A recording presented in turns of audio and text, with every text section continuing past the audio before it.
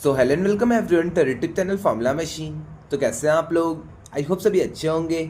तो आज की वीडियो में हम दो ऐसे कॉमन डाउट्स देखेंगे जो बहुत सारे स्टूडेंट्स ने मुझसे पूछे थे और मैंने सोचा कि इस पे हम एक वीडियो बना के इन दोनों डाउट्स को क्लियर कर देते हैं। तो फर्स्ट डाउट है हमारा week 5 assignment for qualifier student. तो क्या वीक 5 का जो अपना असाइनमेंट आया हुआ है अपने पोर्टल पे, वीक 5 का असाइनमेंट आ गया है, तो वो क्या क्वालिफायर स्टूडेंट के लिए भी है? उसकी डेडलाइन आपकी 6 नवंबर है। तो फर्स्ट अपना क्वेश्चन ये हो गया। सेकंड क्वेश्चन है is weak 4 assignment important for क्वालिफायर्स exam.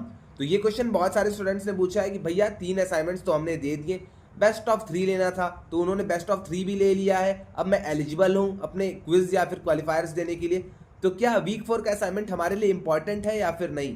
तो ये बेसिकली क्वेश्चन था क्वालिफायर्स वाले स्टूडेंट्स का, और अपना फर्स्ट वाला भी क्वेश्चन क्वालिफायर्स वाले स्टूडेंट्स का ही था, और यहाँ पे क्विज वाले स्टूडेंट्स भी अटैच्ड है। ओके, अब हम आज की वीडियो में यही देखेंगे कि फर्स्ट वाले क्वेश्चन में क्या आपका आंसर होगा, सेकंड वाले क्वेश्चन में क्या आपका आंसर होगा। तो स्टार्ट करते हैं अपने फर्स्ट वाले क्वेश्चन से।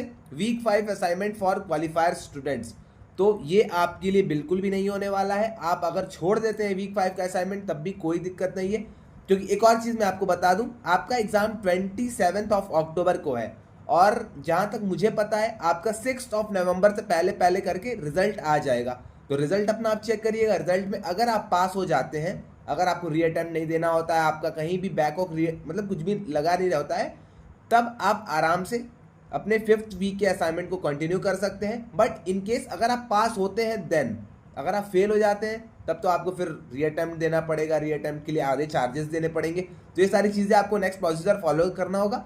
बट अगर आप पास हो जाते हैं, अगर आप क्विज मतलब अगर आपका जेई बेस्ड एंट्री था, आप क्विज अगर इस बार दे रहे हैं, तब आप लोग को 6 नवंबर से पहले असाइनमेंट को करना पड़ेगा। ओके, तो यही चीज़ है, मैं एक बार फिर से आपको समझा देता हूँ शायद। और हाँ, एक और चीज़, शायद इसकी डेट एक्सटेंड भी हो सकती है, बट ये शायद मैं बता रहा हूँ।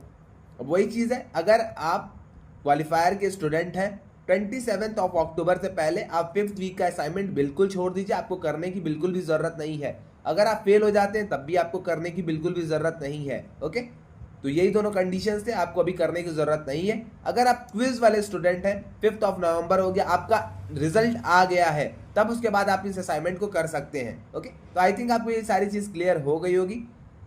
सेकंड डाउट के ऊपर अपने चलते हैं। सेकंड डाउट है हमारा is weak 4 assignment important for क्वालिफायर्स examination. तो अपना यहाँ पे दो चीज़ यहाँ पे आती है, जैसे कि बहुत सारे स्टूडेंट्स होंगे जिन्होंने देखा होगा 4th वीक का असाइनमेंट, उनको टफ लगा होगा, वो लोग सोच रहे होंगे कि अब इसको करने की क्या ज़रूरत है, हम एलिजिबल हो गए, हमारा एडमिट कार्ड आ जाएगा। बट मैं तो यही कहूँगा, अपने साइड से मैं यही कहूँगा कि आप लोग वीक 4 का असाइनमेंट प्लीज़ कैसे भी करके कर लीजिएगा। वीक 4 तक आपको क्विज या फिर क्वालिफायर एग्जाम में पढ़ना ही पढ़ना है, तो असाइनमेंट आप कर लेंगे तो आपकी हेल्प हो जाएगी थोड़ी सी। क्या पता उसमें से क्वेश्चंस रिपीट हो जाए, क्या वैसे ही क्वेश्चंस आ जाए। ओके, तो आप असाइनमेंट को कर लीजिएगा। वीक मतलब उतना इंपॉर्टेंट है नहीं, बट अगर आप करना चाहें तो आप कर सकते हैं। पूरे आप जो असाइनमेंट 12 वीक्स के अपने असाइनमेंट्स रहते हैं, आप उसमें से 1-2 असाइनमेंट्स छोड़ सकते हैं।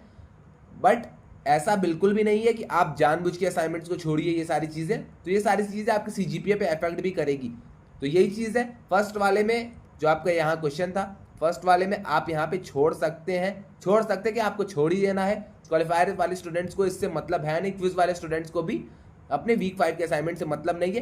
बट जो अपना सेकंड वाला क्वेश्चन है, सेकंड वाले में आपको मतलब है यहाँ से, या आपके सीजीपीए को बूस्ट कर सकता है या आपको पास करा सकता है। तो बहुत सारी यहाँ पे चीज़ें हैं, तो आप वीक 4 के असाइनमेंट को कर लीजिएगा। भले से आप एलिजिबल हैं नहीं एलिजिबल है क्वालिफायर्स के लिए, आप यहाँ पे इस असाइनमेंट को कर लीजिएगा। ओके, असाइनमेंट करेंगे तो आपको खुद से हेल्प मिलेगी। प्रैक्टिस असाइनमेंट्स करेंगे तो आपको क्वेश्चंस पता चलेंगे, क्योंकि वीक 3 और 4 थोड़ा सा टफ हो जाता है, और वीक 3 और 4 से क्वेश्चंस ज़्यादा आते हैं। तो इसलिए मैं कह रहा हूँ आप इन दोनों असाइनमेंट्स को कैसे भी करके कर लीजिएगा। ओके, तो आई थिंक आपको सारी चीज़ें क्लियर हो गई होंगी। और एक और चीज़, मैंने इन सारे क्वेश्चंस के आंसर अपने व्हाट्सएप डिस्कशन ग्रुप में दिए थे, अगर आपने वो नहीं ज्वाइन किया तो आप एक बार वो ग्रुप जाके ज्वाइन कर लीजिएगा।